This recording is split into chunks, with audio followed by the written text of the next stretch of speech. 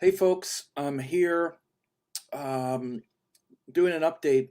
It's very interesting times right now, and for an astrologer, it's very um, motivating, at least in the sense of doing case studies. And I've been doing case studies my whole life.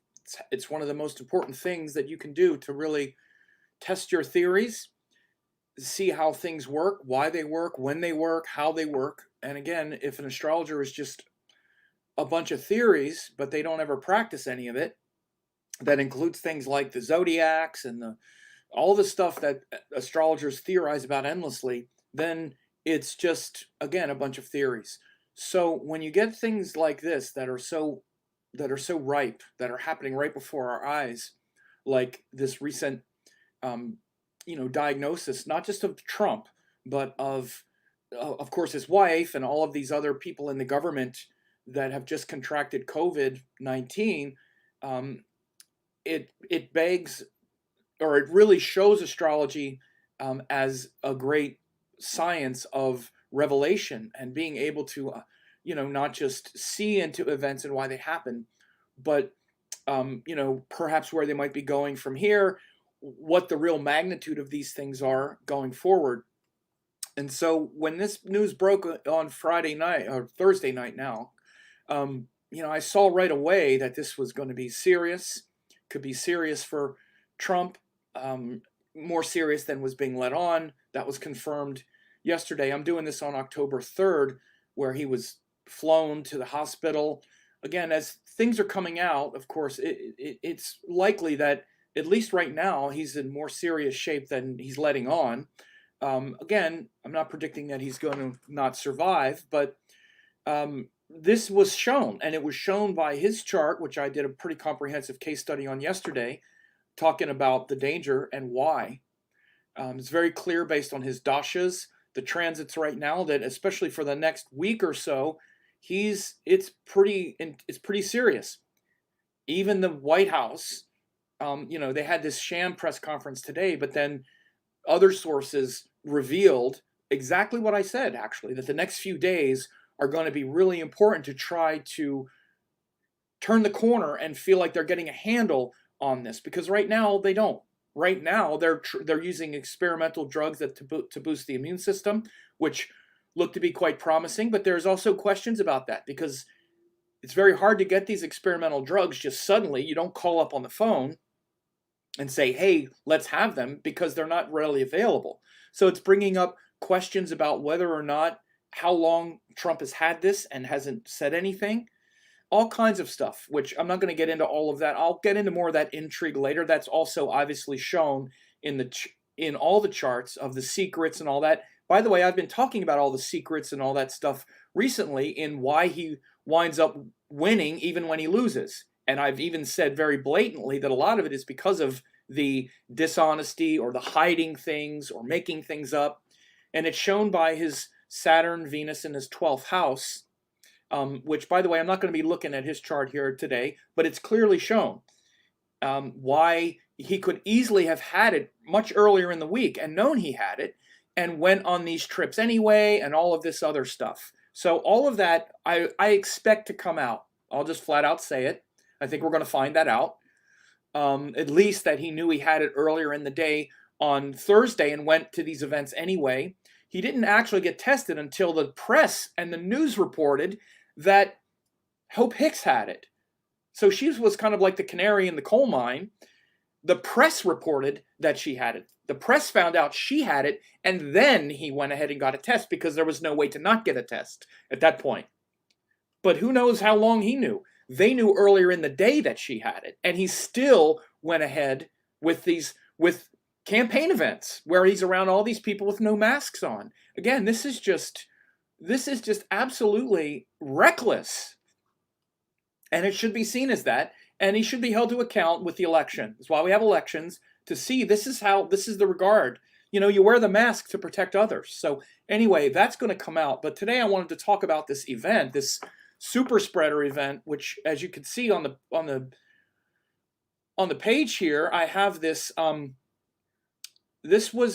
have the chart, which I'm going to bring up in a second, and I'm going to analyze the chart of this this party, this gathering, where they came out to announce that Coney Barrett was going to be the next nominee for the Supreme Court.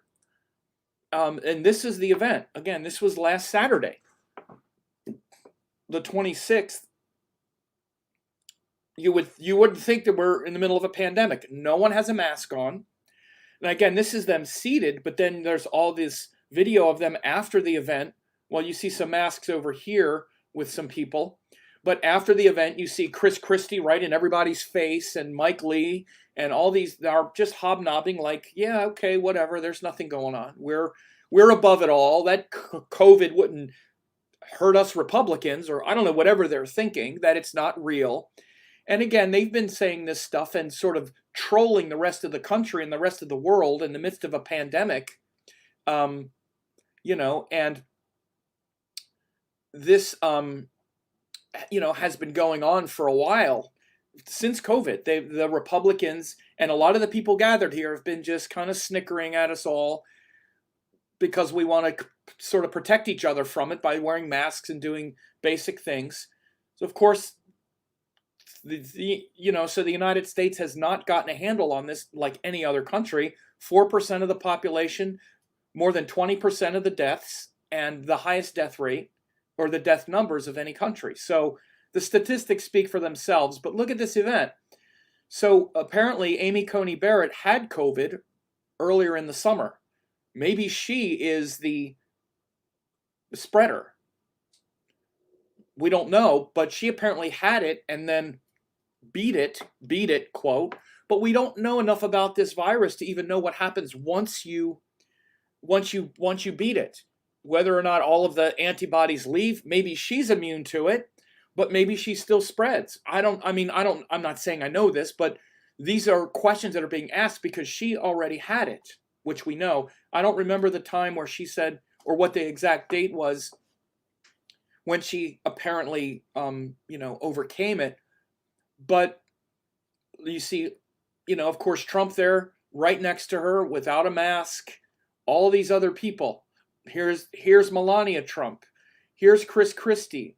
Here's Reverend Ron Jenkins of Notre Dame University. Here's Kellyanne Conway. Here's Senator Mike Lee of Utah. Here's Senator Tom Tillis of North Carolina. All these people have tested positive for COVID so far.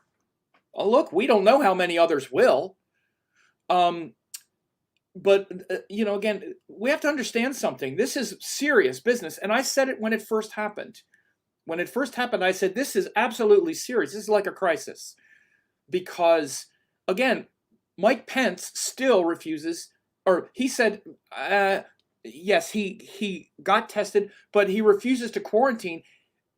According to the government's own own guidelines, pretty much everybody in this event should be quarantining right now. These are the government guidelines. And what the Trump administration has been doing the entire time is flaunting the guidelines. Everybody go and, wear a mask and do this. Not like we're going to do it. We're just going to flaunt it and in your face, flaunt it. Not even just flaunt it, but make fun of people who follow the guidelines. You saw Trump at the debate, mocking Joe Biden right to his face because he wears masks. That thing should be run over and over again on a tape loop between now and Election Day. We've watched these people troll us.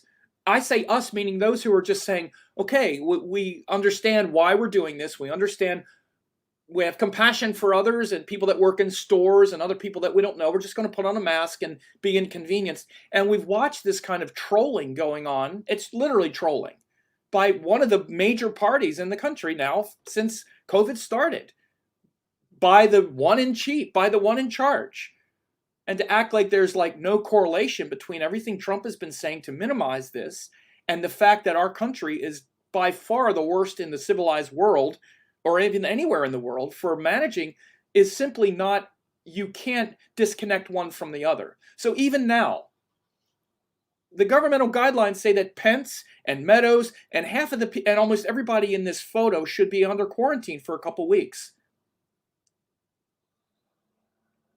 That's the guideline. And yet Pence is flying around today Campaign events, he could have it. The incubation period doesn't mean that you test positive for it even while you have it. He could have been exposed at this super spreader event like all these other people were. Not saying that we know definitely that this is where they all got it, but it's a pretty high coincidence that they all were around each other at this particular event, and all of these people, a week later, this many have it, and there's going to be more.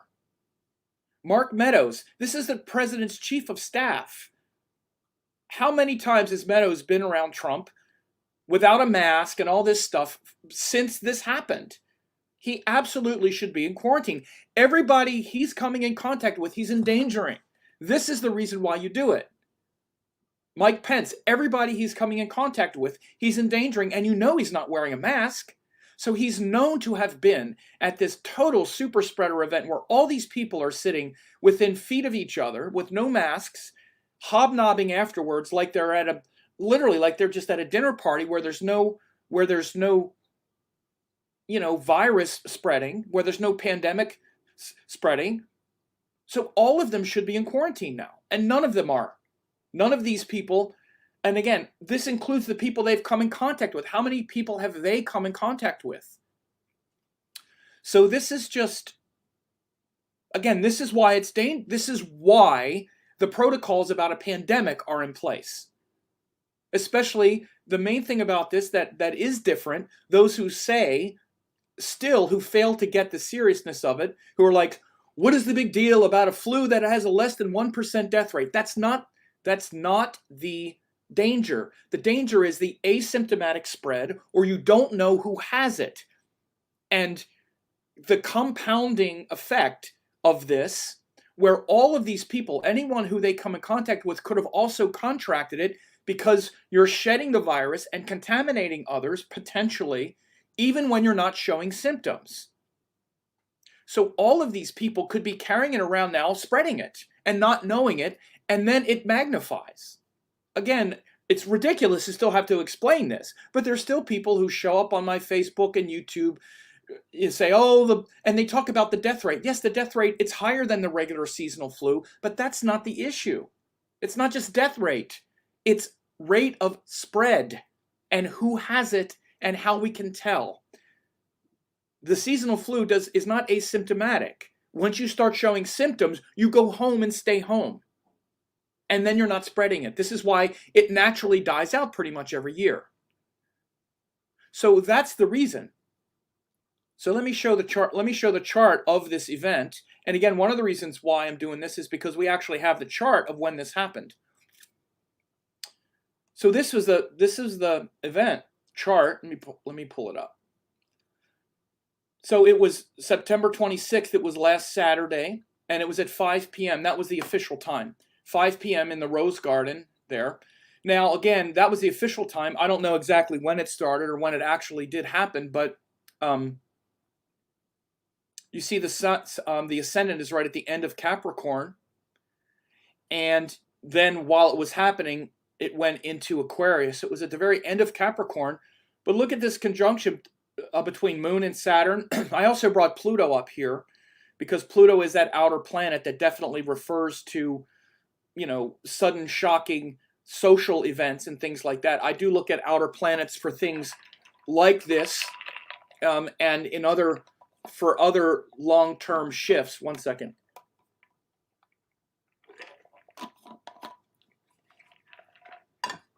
But a few things here. Again, of course, Ketu has just moved. Rahu and Ketu have just moved. Where, again, Ketu is at the very late stages of Scorpio, very early, in the Gandanta point. And again, this is very close. A week later, it would be right on Trump's moon. In his fourth house, his debilitated moon, excuse me, in the fourth house. Take another drink.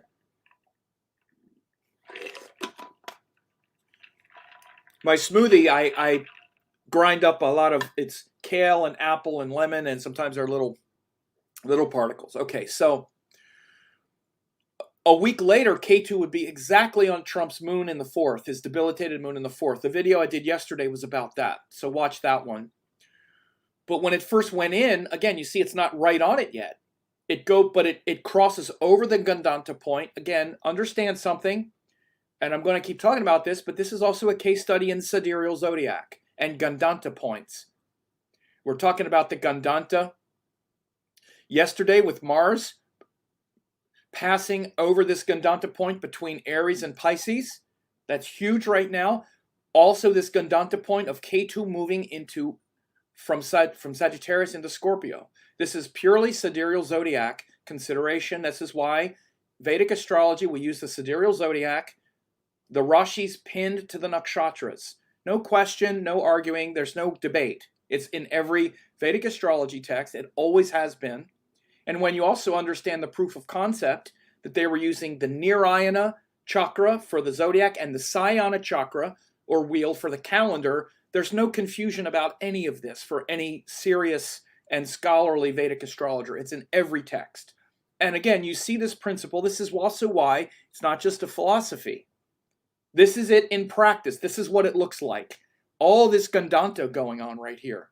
Ketu just goes into Scorpio, and we see this event. Again, Mars is still retrograde and right on this Gandanta point as well. This was last weekend. So all this Gandanta energy, the junction between the fire and the water signs, right on here.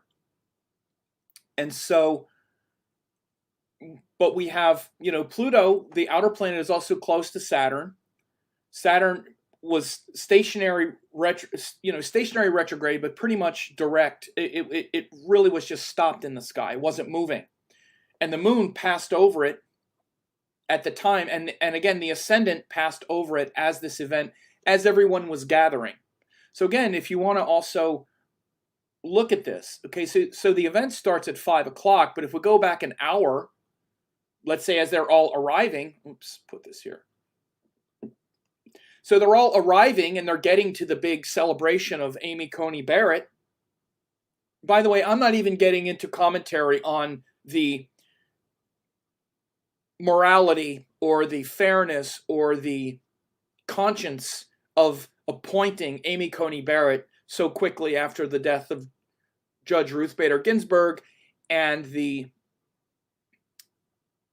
questionable morals and ethics behind doing that and karma along those lines. I'm not going to make a big deal about it, but let's understand something, that this extremely controversial activity speaks for itself. And again, in typical Trump Republican fashion, here they are, not just doing it, but flaunting it. Here we are. We're doing whatever the hell we want. That's it. Like it or not, we're the ones in charge. We're the ones in power. We're going to appoint her. She's only been on the federal bench for a year. She's clearly not the most qualified person to be on the Supreme Court, but she's young, so she's going to be on it now for like 40 years. And yeah, so what? That the last time, there was a nomination on an election, we said we would never do it, but 6 weeks before, we're gonna jam it through. And here we are. We're not social distancing. We're not wearing masks. We do what we want to do because we're the ones in charge. Okay, America. That's the backdrop as well. Let's be clear. Okay, that's what the gathering, again, you could just do it, but no, it's not that you can just do it. Trump has to turn it into that. In your face, America. And that's what it was. And again, to a large group of Americans, it hurt. So the backdrop here is this ascendant going as people are arriving, because this is like 4 p.m. So again, you want to, take yourself in the moment, okay? This is an hour before the event, but people are probably arriving around 4:30. If we make this go forward in like 10-minute increments, this is 4 p.m. The ascendant is 5 degrees Capricorn. 4:10, you see the ascendant moving. Watch the ascendant. Let me make this bigger. Watch the ascendant moving every 10 minutes. The ascendant, now it goes over the moon. This is 4:30. The ascendant is right on the moon. This is probably, perhaps, when they're, oh, hi, let me breathe COVID in your face with no mask. because we're the privileged. We don't, COVID would dare not touch us in the inner circle, and they're mingling with each other. So again, this could easily be when they're spreading it. I'm just saying, you want to take yourself into an event when you're looking at a Muhurta like this. So again, this was the scheduled time, was 5 p.m. And this ascendant is at the end of Capricorn. So I don't know when the exact moment it started, but it's probably a little later, because those things often actually begin a little later. But this is the moment, and then by 5:15, by 5:20, the ascendant goes into Aquarius. But this Muhurta is really pretty poignant, though, for looking at this Capricorn ascendant, Moon Saturn here. The ascendant, as people are arriving and as the event is getting underway, we have this ascendant and all this Gandanta. Again, Ketu going into Scorpio from Sagittarius, very powerful. Mars, again, going retrograde toward the Gandanta point within 2 degrees. And the ascendant, we have this Moon Saturn in Capricorn. Again, it also just passed over Pluto in the sky, which is that sort of social and cultural symbol of transformation and actually, death. I mean, Pluto is more of a planet of death than Saturn is in Vedic astrology, if you want to know the truth.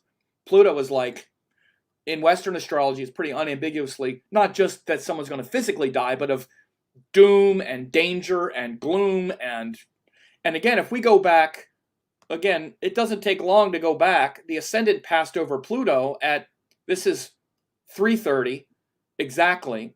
So again, they're out there. Again, this could be the staff and people setting up the event as the ascendant is passing over Pluto.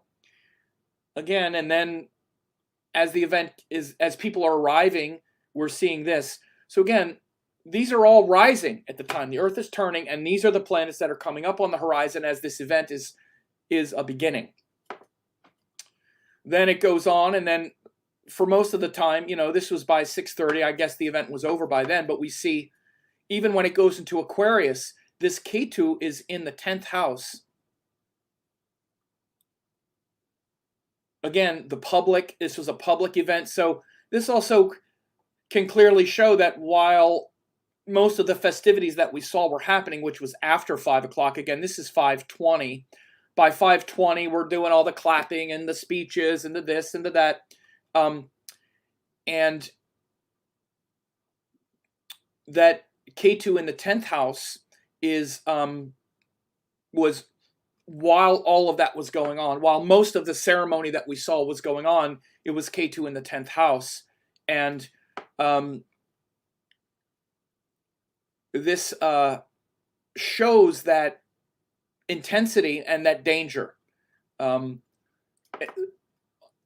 also the danger to the public. We want to understand something. And again, one of the things that scares me these days just about the nature of America and the world and whatnot is we're so numb by now to the unprofessionalism and the corruption and the danger right now. Mike Pence should be in quarantine, and there should be a very clear line about what's going on.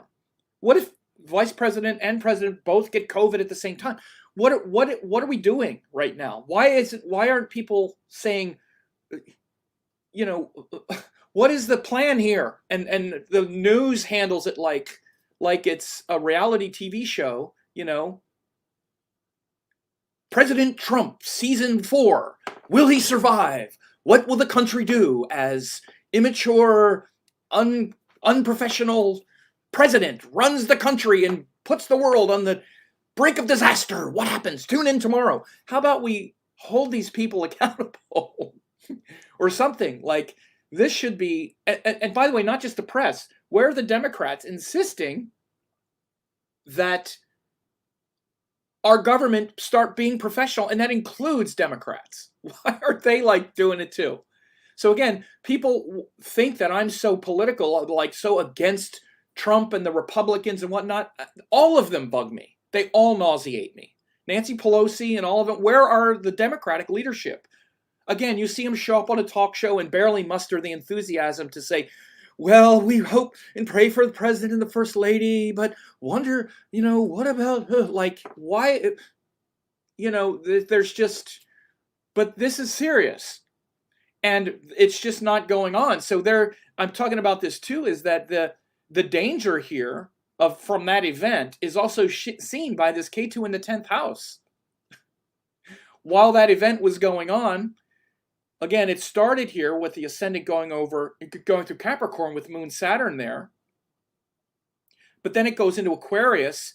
Now that goes into the 12th house, and K2 goes into the 10th house, showing like this sort of public danger. And again, it's in this Gandanta, very deeply Gandanta at this point. It's 2941. So this is the deepest Gandanta point that you get, right? Is less than 1 degree. And by the way, that's where Mars is right now. This is why I said, let me pull it up. This is where Mars is right now, which is why I said, here's the chart for the moment right now. When Mars is within 1 degree, this is why I said, and again, this is going back and forth between Trump's 8th house and 1st house. I'm sorry, 8th house and 9th house. So he got this diagnosis with Mars retrograde at the Gandanta point in his 9th house. 9th house is auspicious. But again, if we look at this, tomorrow, let's make it go one day, Mars is going to be Gandanta and retrograde, but now it's in Trump's 8th house. The 8th house is the house of, literally, of death. And for a couple days, it's within that 1 degree. Look, this is why I said, and while this is happening, and Mars is 1 degree at that very dangerous Gandanta point in Trump's 8th house, K2 is going to the exact degree of his moon, debilitated moon in the 4th house. So I don't care what you say, man. This is like serious business for the next few days. Very clear. Okay? So there's something else that I wanted to talk about here, which is really quite interesting. And I've kind of known this off and on for years, and I'm going to talk about it in a second. And it's pretty cool. Let me take a drink.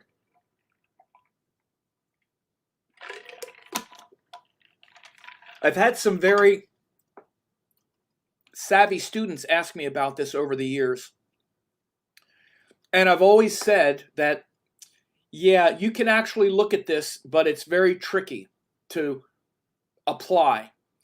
And it has to do with when retrograde planets is the aspects that retrograde planets cast. And I've had some very smart students say to me before, wouldn't retrograde planets, if they're moving backwards, cast their aspect in reverse because that's the direction they're moving? Now, this isn't in any of the texts, but there is definitely something to this idea, and I'm going to show it right here and right now. Usually, this Saturn and Mars would not be an aspect to each other because Saturn aspects 3 houses in front and 10 houses in front. And Mars aspects 4 houses in front. Whoops, let me make this larger. Mars aspects 4 houses in front and 8 houses in front. But at the time this happened, they were both retrograde. If you reverse these aspects, Mars, because he's moving this direction. So based on the direction Mars is moving, his 4th house aspect would be here. 1, 2, 3, 4. And Saturn, his 3rd house aspect will be 1, 2, 3, 4, 5, 6, 7, 8, 9, 10. They're both retrograde. Not only are they, so reverse these aspects, and not only are they aspecting, but they're an exact tight aspect within 1 degree, exact on each other. And yes, this is the reason why, especially when I've looked at event charts like this. When I've looked at event charts like this, particularly transits and Muhurta work and Prajna work and all that stuff, I have a tendency to definitely reverse these special aspects. Even if it's not a special aspect, okay? Even if you're just looking at Tajika astrology, which we could definitely look at this through the lens of Tajika astrology, which is just looking at aspects in general, even if you're not reversing planetary aspects like I just did, but even just looking through the lens of Tajika astrology, you have this as a square, and it's an applying square, a very tight applying square. Because Mars is going retro. Mars is the faster moving planet in an applying aspect to Saturn, the slower moving planet. And again, if we go back to the actual Muhurta at 5, where is it? Oh, I'm going by days. Let me get this right.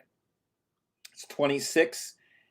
Even if we go by the, okay, this exact moment, if we're doing Tajika astrology, where we're looking at favorable or unfavorable aspects and applying and separating aspect, the most powerful aspect in this chart is, and the most direct, and the one that's applying, not separating, is this applying retrograde Mars to Saturn, especially if you take it in the direction that it's going.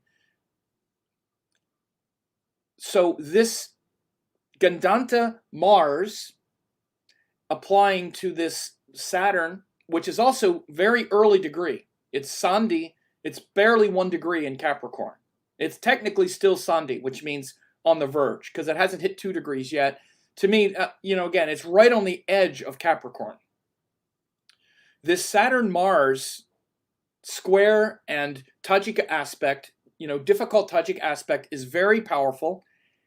But if you want to also go this kind of extra ninja idea, which people have asked me over the years, and I think there's definitely something to it.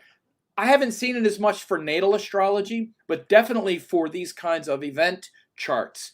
When planets are reversed, because I do a lot with aspects by transit. Again, this is the reason I'm bringing it up as well. Again, those who have studied my transit courses and my transit work know that I put a lot of importance on aspects by transit, to natal positions, and to each other. And that includes especially the special aspects of the planets, which is Mars 4-8, Saturn 3-10, and Jupiter 5-9. When planets are retrograde, you can reverse these special aspects by transit. And when you do that, you get this very interesting mutual aspect between Saturn and Mars. But even if you don't do that, just looking at it through the Tajika astrology lens, this looks very difficult. It looks quite ominous in that sense, especially for something in the public, again, because the 11th house is the public. And so this Sandhi Ketu, or this Gandanta Ketu also in the 11th house, is quite foreboding here. So this, I wanted to do this update because, again, it's so interesting what's happening, and we're getting more and more people from that event that happened over the weekend. And again, not to get so into the, I told you so. I don't enjoy the fact that people are sick like this. I mean, none of us like this. It puts all of us in a bad position. I wish these people would have not been trolling us all year in COVID. I wish that first. I wish they weren't so disrespectful and blatant to those in the world and the country, including people like Joe Biden. Joe Biden gets ridiculed for wearing a mask at the debate by the president. Again, this is just endemic of this kind of arrogance of one of the political parties. But then to have this event happen where so many people, so many of these prominent officials that were there, again, in direct violation of their own government's policies of social distancing, of wearing masks, they just flaunt it. Just like they're flaunting, yeah, we're going to elect this lady to the Supreme Court, even though, it's really not comporting with what we've done before, this close to an election, where she's certainly not the most qualified person. All of it just kind of like, man, it's very hard to not see this as some kind of like, okay, now look at what happened. aside from that, these people need to be tested. Pence, for the good of the country. Pence, Meadows, and again, the real damage of these of not understanding what the seriousness is of this event of this COVID is that when you start looking at how numbers compound and how things spread exponentially, it's an exponential growth. Again, this one event could have had, we have 6, 7, 10 people that were here who got it, perhaps. And then they can go and come into contact with dozens and dozens of people who you pass it along. This is how it spreads. And again, we have this now ripping through the Senate. Senator Mike Lee, Senator Tom Tillis, this was last Saturday. How many senators have they met with since then? How many staffers? How many? And again, are they all meeting with each other with masks on? It's really kind of hard to believe that they are. How many people that you don't hear of have been infected? The staff workers, the people that work behind the scenes, that set up these chairs, where it's their job to do this stuff, where it's their job to, be the, clean the buildings, or the service staff, or all of the people surrounding these like big prominent officials. We hear about them. We don't hear about all the other people. So again, it's just reckless. And this event, I had to look at the chart of it. And so looking at it, I was like, oh, here we go. This is the danger of all these Gandanta planets. And by the way, all the astrologers said this stuff last year, that these eclipses that happened in Mula Nakshatra and all of this stuff that happened last year, that this was going to make 2020 very tricky. And by the way, this really puts that eclipse that we're having later in the year. I'm going to bring this up right now. I'm going to bring up the chart again. But we have an eclipse coming. Oops, where is it? But we have an eclipse. I'll run this forward. We have an eclipse December 14th. And again, especially considering, look at where this eclipse is. It's again right on Trump's. Look at what this eclipse is. It's happening right on Trump's moon. I'll bring up Trump's chart in a minute because I'm talking about it a lot. But look at where this eclipse is happening. And here's Trump's chart. Trump's moon is at 2805. And we're having this eclipse. Sun and moon come together. This eclipse at 2848. This eclipse on December 14th, let me make it larger. This eclipse on December 14th, exact degree of Trump's moon. Exact. 2848 is where the sun is. That's where the eclipse happens. Right here, like right here. 28. This is when we're having the eclipse, the exact moment of the eclipse. It's right on Trump's debilitated moon in the 4th house that is right now getting hammered by Ketu, and that brought COVID. So this is what you're looking at for him. Again, this is why I say this is not going to be a walk in the park. This is this is no joke. And by the way, he's still in Jupiter Saturn during that time.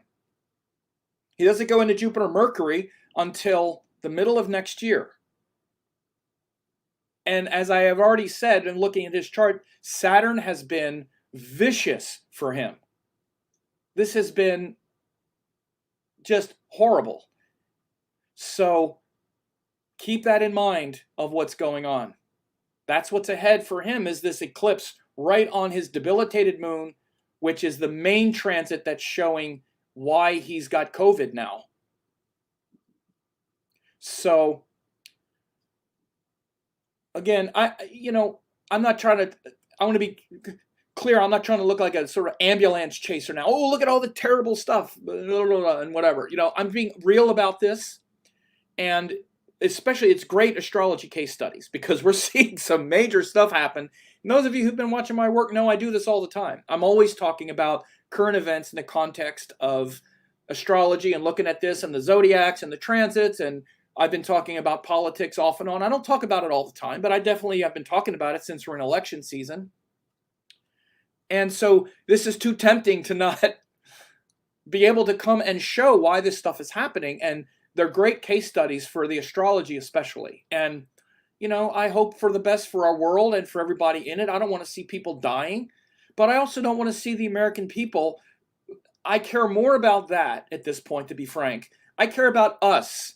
They're part of us. I don't want to see anybody die. I've not had death wishes for anybody. But we need to also notice that I care more about the American people. I think we need to be talking about a transfer of power. We need to be talking about succession. I don't see any of these people doing it. Pence is still going around like, yeah, I tested fine. I'm fine, folks. What does that mean? We already know that that you can be fine and carrying it around, and then the next day you're positive and you've been spreading it, especially if you come into contact with someone who has been contaminated, someone who has been found contagious, and he clearly has. He should be quarantining by the standards of the government that we're all following, that he heads up. By the way, in case you forgot, he's head of the coronavirus task force. By the way, if anybody's responsible, it would be Mike Pence. He's still ahead of that, I think. Remember that 100 years ago? He's head of the coronavirus task force. He's supposed to be somewhat following his own guidelines. We've just given up. We have thrown in the towel that our government is going to be competent on any level at this point. The citizens have just been like, oh well, yeah, that's what we got. Oh well, look at them all not wearing a mask. Oh, he's got COVID. Oh, it's like we have no standards. And it's funny and it's not funny because it's dangerous. We're here now. What's going to happen in a week if 15 or 20 senators are contagious and Mike Pence has it, and who's in quarantine, who's in charge? Do you think this isn't possible? This is not a joke. This is not a drill. All right, so we'll see how it goes from here. But this is where we're at now, and we'll stay in touch about it.